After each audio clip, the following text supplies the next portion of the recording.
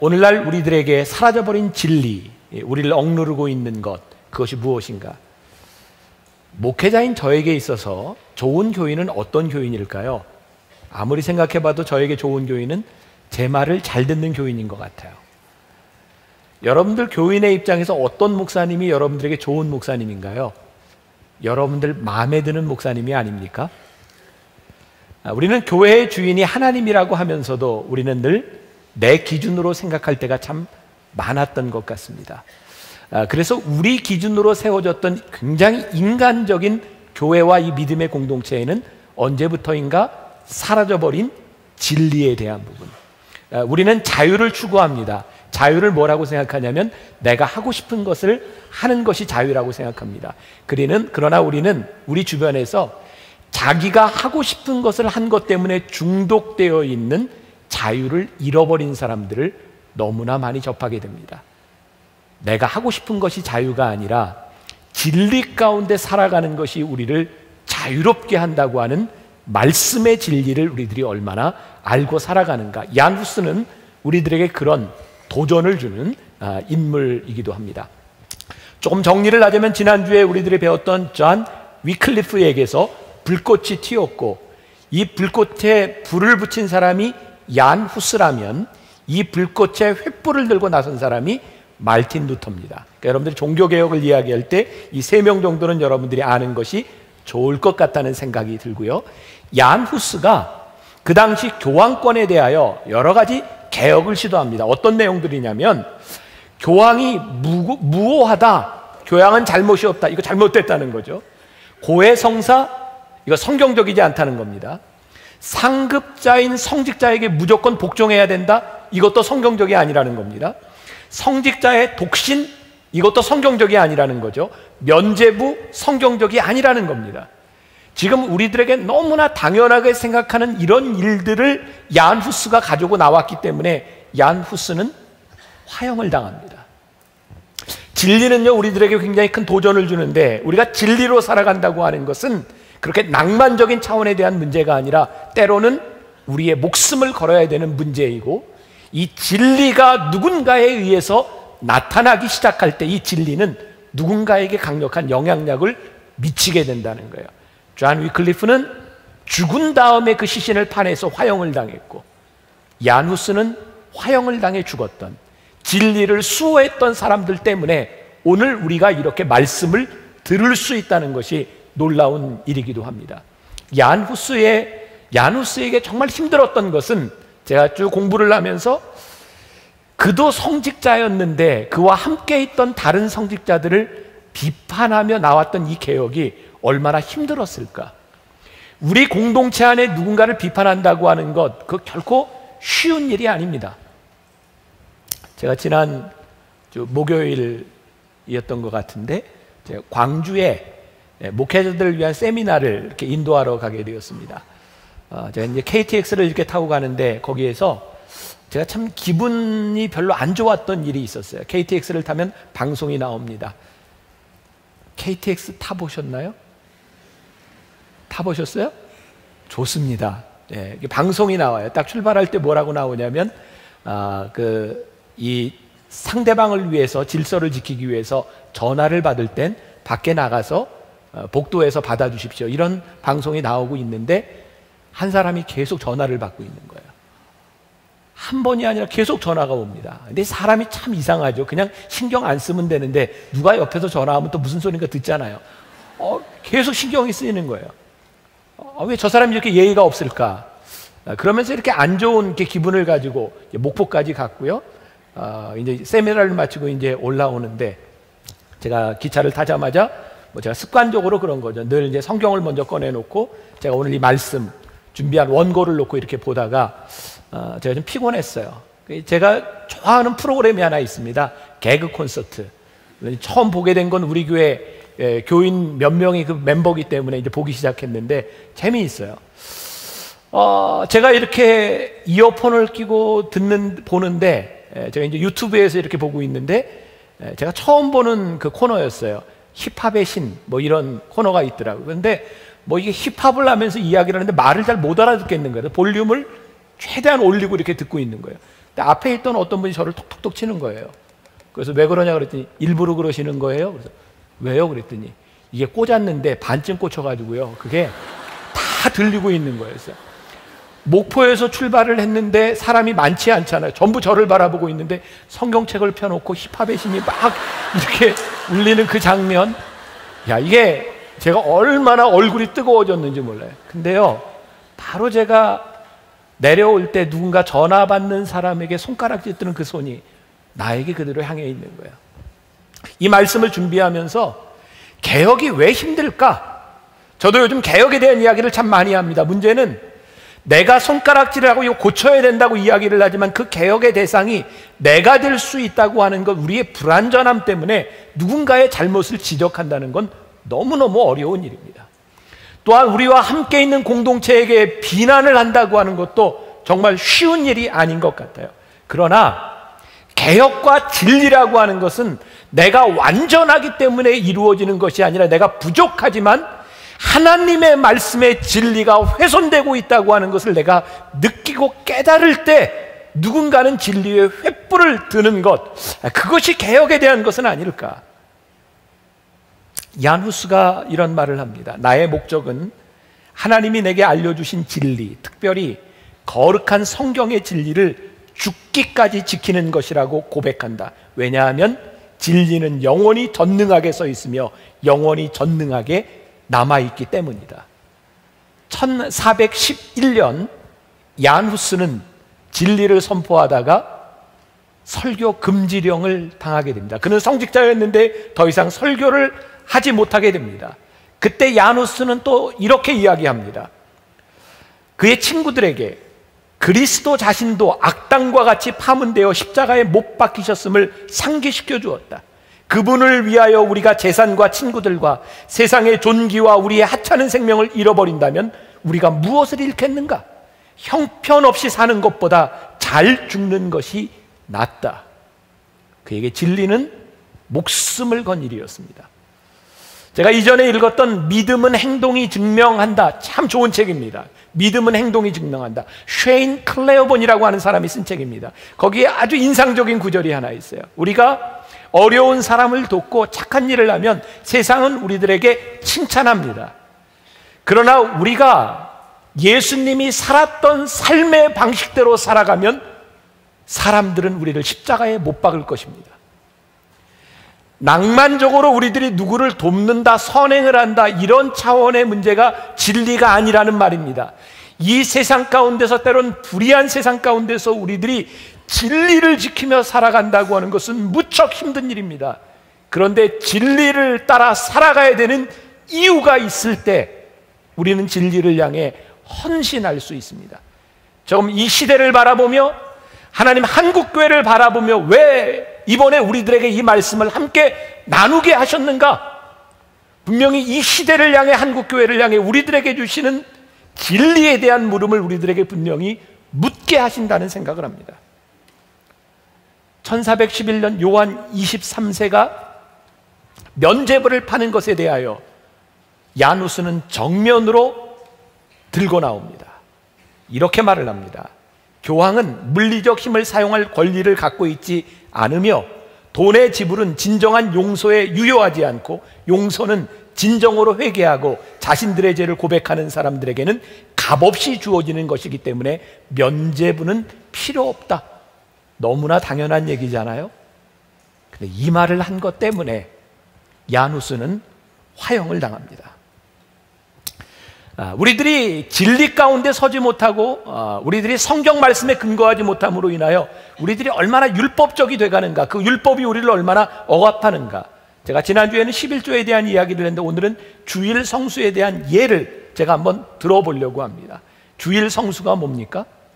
우리들이 하나님을 믿으면서 6일을 일하고 하루를 주님의 날로, 하나님의 날로 우리들이 구별합니다. 초대교회 성도들은 그 날을 주님의 날, 예수님이 부활하신 날을 기념하고 그 날을 주님께 드립니다. 직장도 쉽니다. 일을 하지 않습니다. 오직 이 날은 내가 하나님께 드린 날이다 라고 하는 신앙의 고백입니다. 오늘 여러분들에게 묻고 싶습니다. 오늘 예배를 드리는 이 날이 여러분들에게 정말 자유한 날입니까? 아니면 여러분들의 삶에 부담스러운 날입니까? 오대식 목사님이 쓴 골리앗의 세상에서 다윗으로 살기라는 책, 아주 흥미롭습니다. 제가 좀 읽어드릴게요. 저는 어린 시절 교회 다닐 때 주일에는 물건을 사지 말라고 배웠습니다. 그렇게 배운 분들 많죠? 돈을 주고받는 것, 물건을 사거나 파는 장사 등의 행위는 주일을 범하는 것이라고 배웠습니다. 그러면서 정작 그렇게 가르치시는 선생님들은 주일에 버스를 타고 택시를 타고 교회에 오시는 것이 이해가 되지 않았습니다. 한 번은 그 문제에 대한 질문을 했더니 그것은 나의 안락함과 쾌락을 위해 돈을 버는 행위가 아니면 괜찮다는 조금은 옹색한 답변이었습니다. 어린 저는 그 답이 이해가 되지 않았습니다. 그래서 더 이상 질문하지 않았습니다. 또 한 번은 주일에 물건을 사면 안 되니까 교회 선생님께서 반 아이들인 우리들에게 짜장면을 사주시고는 중국집 주인 아저씨에게 다음날 짜장면 값을 주겠다고 하는 모습을 보았습니다.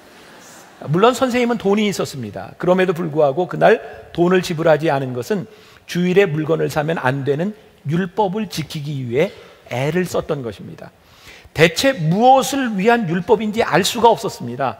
율법을 무시하는 것이 결코 아닙니다. 율법 그 안에 하나님의 정신이 없는 것이 안타까웠습니다.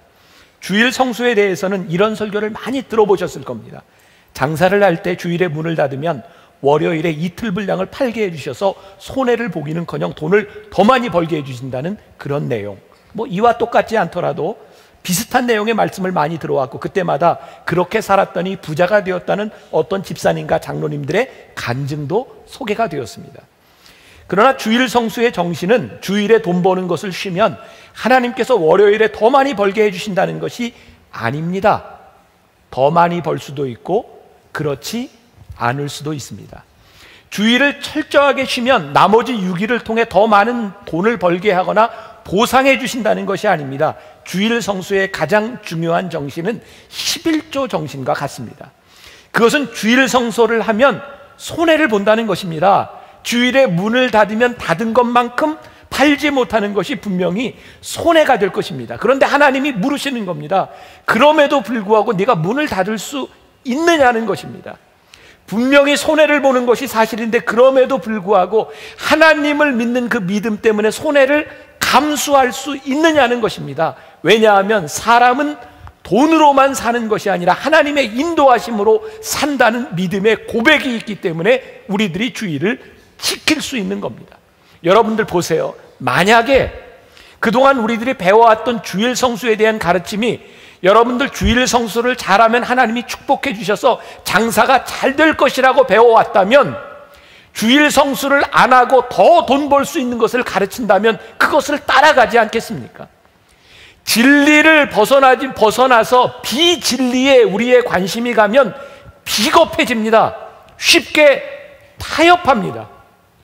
우리들이 하나님을 믿으면서 진리 위에 서야 되는 것은 진리 위에 설 때에 우리들이 움직이지 않고 흔들리지 않고 우리의 믿음을 고백할 수 있기 때문입니다. 누군가 교회 안에서 자기의 유익을 위하여 자기의 권세를 위하여 하나님의 말씀을 이용하기 시작했습니다. 그것이 교황권이었고 중세에 타락한 교회의 교권이었습니다. 그래서 말씀을 가지고 그 교권에 대하여 부딪힌 거예요. 하나님의 말씀은 그런 것이 아닙니다. 오늘 여러분들에게 우리들에게 주는 도전이 무엇입니까? 하나님의 말씀 앞에서 우리들이 비진리인 것이 드러나야 된다는 거예요. 진리의 기준이 무엇인가요? 교회의 머리는 오직 예수 그리스도이다. 우리가 지금 너무나 당연하게 생각하고 있는 이 진리를 선포하는 것이 중세교회에 그렇게 어려웠던 거예요. 왜? 교회의 머리가 주님이 아니라 교황권이었고 성직자들이었기 때문이었어요. 신앙 공동체가 그리스도의 몸을 이루어야 되는데 성직자들로 이루어진 공동체, 그래서 그들이 가장 주장하는 것 중에 하나는 베드로의 권위였어요. 예수님께서 베드로 위에 반석 위에 교회를 세우시리라 라고 했기 때문에 교황권은 베드로의 그 권위를 이어받았기 때문에 심지어 어디까지 갔냐면 교황 무오설, 교황이 말하는 것, 교황은 실수하지 않는다는 거예요. 잘못하지 않는다는 거예요. 사랑하는 여러분, 예수님께서 베드로에게 내 위에 반석 위에 교회를 세우시겠다고 말씀하신 이후에도 베드로는 많은 잘못을 합니다. 예수님을 모른다고 부인도 했습니다. 베드로는 많은 실수도 합니다. 베드로의 권위는 그가 잘못하지 않는 데 있는 것이 아니라 연약하지만 하나님이 그를 쓰셨기 때문에 베드로의 권위가 세워진 겁니다. 교회의 권위가 무엇입니까? 목회자? 교회? 성직자? 그것이 교회의 권위가 아니라는 말씀입니다. 하나님께서 쓰시지 않는 한 그 어떤 것도 권위가 될 수 없다는 거예요. 제가 정말 좋아하는 말씀이 있습니다. 베드로전서 2장 9절 말씀, 우리 같이 한 목소리로 봉독해 보겠습니다. 그러나 너희는 택하신 족속이요 왕같은 제사장들이요 거룩한 나라요 그의 소유된 백성이니 이는 너희를 어두운 데서 불러내어 그의 기이한 빛에 들어가 계신 이의 아름다운 덕을 선포하게 하려 하심이라. 성경이 우리들에게 증거하는 거예요. 제가 여기 설교하는 제가 제사장으로 끝나는 것이 아니라 오늘 여기 앉아있는 여러분들이 다 제사장이라는 거예요. 왜? 하나님이 여러분들을 택하셨기 때문에 여러분들은 제사장처럼 살아야 되는 것이고 여러분들의 삶과 저를 통해서 그리스도의 아름다운 덕이 선포돼야 되는 거예요. 교회는 사람의 권위가 세워지는 것이 아니라 그리스도의 영광이 드러날 때 그것이 교회라고 하는 말씀이에요. 그래서 오늘 우리가 교회를 바라보며 개혁을 생각하는 거예요. 여기 하나님의 영광이 나타나고 있는가? 하나님의 뜻이 이루어지고 있는가? 얀 후스가 설교했던 요한복음 8장 32절, 그가 사도신경을 강의하며 이 설교를 합니다. 진리를 알지니 진리가 너희를 자유케 하리라. 왜요? 하나님과 우리들 사이에 가로막혔던 그 담을 예수 그리스도께서 우리를 위해 죽으심으로 인하여 그 담을 허물어 주셨어요. 그래서 우리가 제사장이 된 거예요. 우리들이 누군가를 축복할 수 있는 권세가 우리들에게 주어졌고 하나님 앞에 우리들이 우리의 죄를 고하고 하나님 앞에 대화할 수 있는 그 통로를 열어주신 거예요. 그래서 우리는 하나님 앞에서 자유함을 얻었고 그 어떤 것도 우리를 억누를 수 없는 거예요. 언젠가 어떤 분이 저에게 기도원에 갔다 와서 이렇게 이야기를 했어요. 목사님, 얼마 전에 제가 기도원에 갔는데 어떤 분이 저를 보자마자 대뜸 이렇게 이야기를 하더군요. 큰 목회자가 될 것입니다. 그 이야기를 듣고 저에게 어떻게 하면 좋느냐는 거예요. 제가 간단하게 대답해 줬습니다. 신경 쓰지 마세요. 당신이 큰 목회, 그분은 평신도입니다. 큰 목회자가 되든 뭐가 되든 중요한 것은 그 사람의 이야기가 아니라 당신이 하나님 앞에 신실하게 진리대로 살면 하나님이 쓰실 것이라는 것이고 당신이 그렇게 살지 못하면 하나님이 당신을 쓰실 수 없는 겁니다. 그 사람의 목소리가 예언이 아닙니다. 당신의 삶을 통해 예언이 이루어지는 겁니다. 우리를 두렵게 하는 일들, 요즘 뭐 누가 그런 예언한다면서요. 교황이 가고 난 이후에 12월에 전쟁이 일어날 것이다. 이거 가지고 심각하게 저한테도 메시지를 보낸 사람이 있어요. 목사님이 이런 이야기를 했는데 이거 어떻게 하면 좋죠?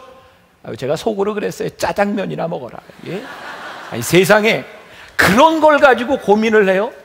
성경에 왔던 예언이 뭡니까? 우리 수년 전에 다미선교회 그 뭐 말세 종말이 온다고 얘기했던 것들 다 거짓말 아니에요? 하나님이 우리를 심판하시는 것은 우리들이 하나님 앞에 잘못 설 때 경고가 끝이 날 때 심판이 이르는 것이고요, 우리들이 말씀대로 살아가면 하나님의 심판도 우리들이 바꿀 수 있어요. 우리들이 하나님 앞에 돌아가면 되는 거예요. 지난주에 제가 감리교단에 어떤 집회에 가게 됐어요. 청주 실내체육관에서 큰 집회였어요. 제가 말씀을 부탁받고 짧은 시간이었지만 저 나름대로 제가 요즘 계속 개혁에 대한 이야기 하잖아요. 개혁을 이야기하리라 하고 갔는데 아는 사람들이 쫙 앉아 있는데 정말 말하기가 힘들더라고요. 제가 개혁이 이게 정말 이렇게 힘든 것이구나. 제가 설교 중에요, 어떤 여자분이 설교 중에 튀어나왔어요. 사람들이 막 당황했어요. 그 여자분이 저를 보더니 막 그러는 거예요. 뭐 제가 기도하다 응답을 받았는데 목사님이 하나님의 아들이고 뭐 정말 얼마나 다행스러워요. 네가 사단의 아들 이랬으면 어떡할 뻔했어요. 근데 정말 다행스럽게도 하나님의 아들이고 뭐. 근데 그때 만약에 이런 상상을 해보세요. 제가 그분의 탁 이야기를 들으면서 거보세요, 하나님의 아들이라 그러지 않습니까? 믿습니까? 막 이러고 막 이런 사람 막 아멘 하고, 저 목사님 저렇대. 하나님이 그렇게 쓰실까요? 저는 그렇게 생각하지 않거든요. 신실함과 권위는 누구를 통해서 뭐라고 이야기하는 것이 아니라 내가 진리대로 살아가느냐에 대한 문제인데, 우리는 너무 쉽게 진리를 벗어나서 사람들의 이야기에, 공포심에 우리들이 노예가 될 때가 많이 있어요.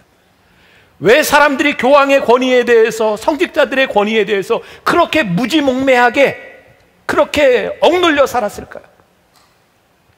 전 캐톨릭에 대해서 여기 어떤 교리나 이런 걸 이야기하려고 하는, 캐톨릭에도 많은 변화들이 일어나고 있고 중세교회 이야기입니다. 한 가지 분명한 건 고해 성사를 통해서 성직자들이 권위를 가졌다는 거예요. 왜일까요? 동네의 모든 사람이 와서 자기 죄를 다 얘기합니다. 그때부터 그 사람은 그 사람에게 꼼짝하지 못합니다. 나의 약점을 다 쥐고 있는 거예요. 중세교회가 힘을 가질 수 있었던 것은 사람들의 약점을 쥐고 있는 거예요. 그리고 내가 내 죄를 사할 수 있다고 하는, 대신 기도할 수 있다고 하는 것. 그래서 말씀 위에 서지 못하고 권위 위에 짓눌려 있어요.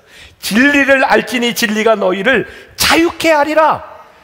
우리를 사하시는 것은 하나님이고, 우리의 죄를 구하는 것은 하나님께 우리의 죄를 구할 수 있도록 예수 그리스도께서 그 담을 허물어 주셨는데, 우리들이 왜 그것을 누리지 못하고 살아가느냐는 거예요.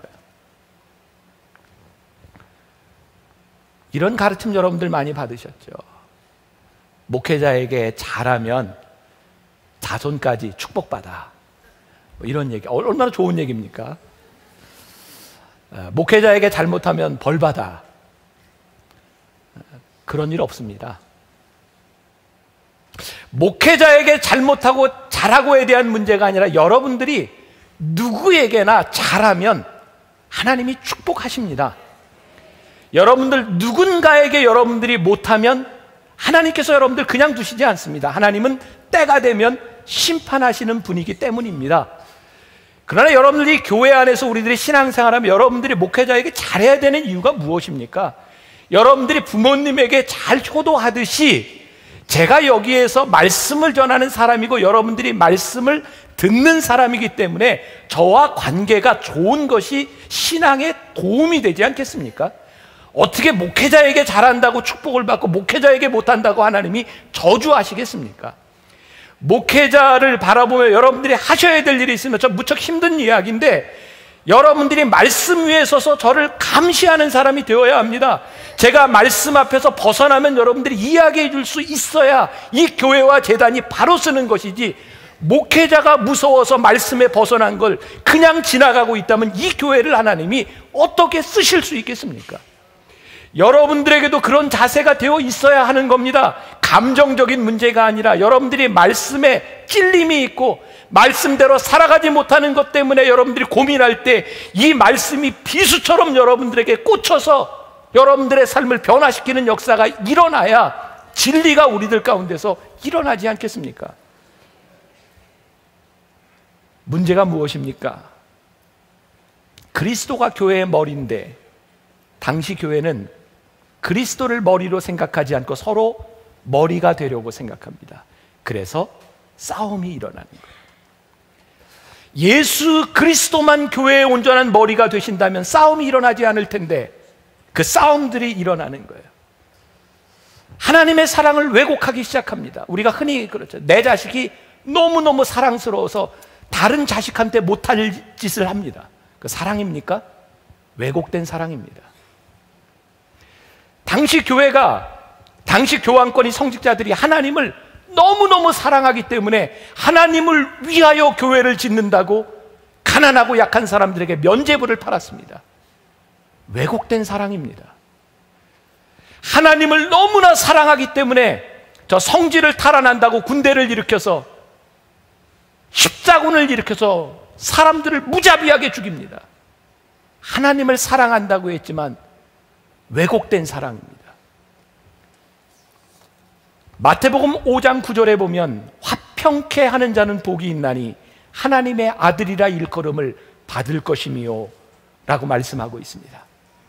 우리가 하나님을 사랑한다면 하나님을 사랑하는 그 사랑으로 인하여 화평케 해야 되는데 우리들에게 그런 일들이 일어나고 있는가? 요즘 교회를 보며 왜 타락했다고 이야기합니까? 하나님을 위하여라고 이야기를 하고 하나님의 영광을 위하여라고 이야기를 하는데 사실은 인간이 권력을 가지고 그 권력을 가진 그 자리에 가기 위해서 서로를 비난하고 욕하며 교회가 갈라지는 거예요. 그러나 여러분들 염려하지 마십시오. 2000년 역사 가운데 수없이 많은 사람들이 하나님을 믿는다고 하면서도 그 자리에 자기가 올라가려고 하며 싸움과 다툼이 있었는데, 하나님은 그때마다 개혁의 불길을 통해서 하나님이 교회를 새롭게 하셨다는 거예요. 저는 오늘 여러분들과 함께 그런 마음을 가지고 그렇게 기도하며 나가기를 합니다. 하나님, 만나교회가 왜 여기 있어야 합니까? 우리 성도들이 왜 여기 있어야 합니까? 하나님의 말씀이 살아있고 운동력이 있고 심령골수를 쪼개는 능력이 있다고 말씀하셨는데, 하나님의 말씀이 살아나게 하여 주옵소서. 하나님의 말씀이 없는 것이 아니라 하나님의 말씀의 진리가 여기서 일하지 않기 때문에 일어나는 일이라면, 제가 요즘 개혁에 대한 이야기를 하면서 저를 염려하는 분들, 특히 우리 장로님들이 저를 많이 염려해요. 목사님, 개혁하고 하려면 싸워야 될지도 모르는데 가뜩이나 세상 사람들이 교회를 향해 손가락질하고 있는데 싸우면은 세상이 우리를 보고 뭐라 그러겠어요? 제가 제일 염려되는 부분입니다. 제 아내도 저를 말립니다. 자꾸 개혁 얘기하지 말라고. 왜냐하면 다른 사람들이 보면 자기도 개혁의 대상인데 뭐 자꾸 개혁 이야기하냐고. 저에게 얼마나 많은 흠이 있습니까? 얼마나 많은, 누군가 저를 꼬집어 이야기하면 얼마나 많은 단점들이 저에게 있습니까? 저는 개혁이라고 하는 것이요, 우리가 온전하기 때문에 하는 것이 아니라, 우리가 부족하지만 하나님의 말씀의 진리 앞에서 누군가 이 횃불을 들어야 된다면, 여러분들이 말씀의 진리의 횃불을 들고 이것이 하나님의 말씀이라고 이야기할 수 있어야 되지 않겠습니까? 싸움? 한 주간 내내 고민하며 얻은 결론입니다. 권력을 잡으려고 싸우는 것이라면 이것이 잘못된 일이지만, 하나님의 진리를 위해 누군가 싸워야 되는 일이라면 하나님께서 우리들에게 사명을 주실 수 있지 않겠습니까? 그 싸움, 이렇게 부딪혀 싸우라는 거 아니에요. 누구를 단순히 비난하라고 하는 것이 아닙니다. 그러나 진리를 이야기할 수 있는 그런 교회, 그런 성도들이 되어야 하나님이 쓰시지 않겠는가. 저에게 그런 꿈이 있어요. 하나님, 다음 세대, 아니 100년, 200년 후에 우리의 다음 세대 후손들이 그 캄캄하고 어두웠던 이 시대를 이야기하며 그때 횃불을 들었던, 아니 횃불까지 아니더라도 자그마한 불꽃을 일으켰던 그 현장, 거기에 우리 만나교회 성도들과 우리가 있었노라고, 우리가 부족하지만 그 길을 함께 기도하며 이 나라와 이 민족과 조국 교회를 위해 우리들이 기도하며 나아가야 되지 않겠습니까? 우리 같이 한번 부흥 찬양하며 하나님 앞에 이 교회를, 이 나라와 이 민족을 위해 기도했으면 좋겠습니다.